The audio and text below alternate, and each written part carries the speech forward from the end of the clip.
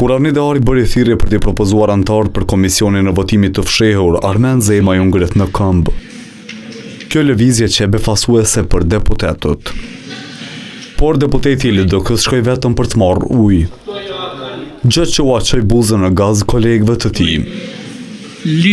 Por kryesuesi Dehari as deputetët e vetëvendosjes nuk patën arsye për të qeshur pasi propozimi i tyre nuk kaloi sërish. 53 deputet kanë dhënë votën për, 1 ka qenë kundër, abstenim nuk ka, ndërpritet seanca. Por kandidatja vetëvendosjes për kryetaret kuvendit është e bindur se janë në të drejtën e tyre. Është jashtëzakonisht e rëndësishme që opozita të braktisë qëndrimet bllokuese.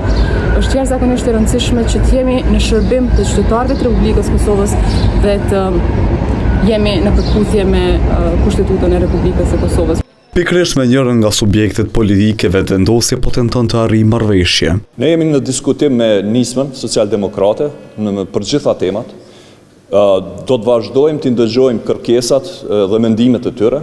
E pastaj ato të diskutojmë në forumet tona vendimarrëse të partisë dhe të grupit parlamentar dhe se këtë kontakt jemi duke e bërë vazhdimisht. Ndërsa nga nisma janë të bindur se kush duhet të jetë kryetar. Nisma e konsideron që kuvendit të Kosovës në këto momente i duhet figura e Zotit Limaj, një figurë e cila kishte sjell konsenzus, sepse mendojmë që kryetari i kuvendit është një udhëheqje e cila ka nevojë që të sjellë një farë konsenzusi edhe në mes të deputetëve dhe për proceset që e presin Kosovën.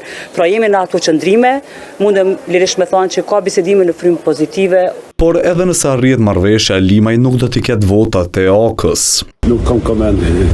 Edhe në një prononcim media kam hënë shkuar e harruar, gati se nuk ekziston emri i tij as për diskutime, as për tema të tilla. Seanca e radhës u caktua për të hënën e 2 qershorit.